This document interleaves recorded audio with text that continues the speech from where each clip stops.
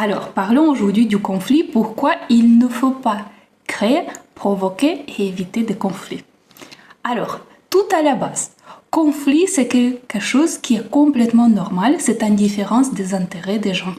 Oui, quand il y a un minimum de personnes, on peut avoir la différence de nos intérêts. Parce qu'on est tous uniques, on a les différentes envies, différents intérêts, tout est différent et donc ça peut créer des situations conflictuelles quand on n'est pas sur la même opinion, soit sur le même avis sur quelque chose.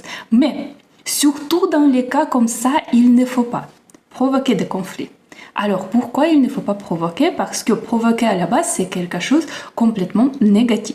Et si on commence à faire ça, ça peut impacter et même tuer notre réputation et ça peut créer des dégâts comme les gens ne vont plus vouloir collaborer, soit communiquer avec nous, soit ce sera très difficile.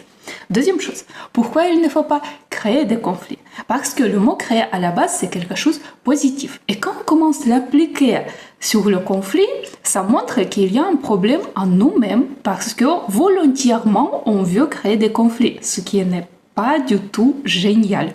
Autrement dit, si on crée des conflits, ça montre qu'on est orienté vers quelque chose de négatif, qu'on cherche des problèmes et comme le résultat, ça peut créer des dégâts et les gens ne vont plus vouloir s'approcher vers nous, collaborer et communiquer. Donc, il ne faut pas créer des conflits.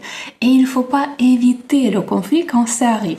Tout simplement parce que ça montre qu'on n'est pas mature, on n'a pas d'expérience dans la résolution de conflits.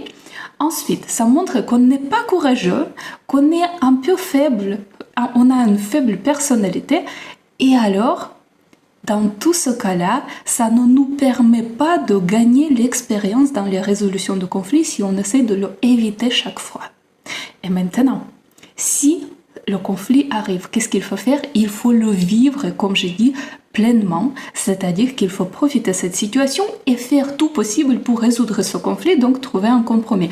Parce que suite à ça, on va gagner quoi? On va gagner le respect, on va gagner l'expérience, on va gagner la pratique dans la résolution des conflits, on va gagner aussi le respect des gens parce qu'ils vont savoir comment on est en réalité dans les situations difficiles et conflictuelles et ils vont avoir plus confiance en nous et ils vont se sentir plus en sécurité avec nous parce qu'ils savent qu'on va trouver une solution, on va trouver un compromis. Et donc, comme ça, on va gagner le respect, le leadership, l'expérience, la confiance en soi-même, on va grandir notre maturité et on va rétablir des relations avec des autres gens. Voilà. Alors, il faut vivre le conflit et chercher le compromis et essayer toujours de le résoudre.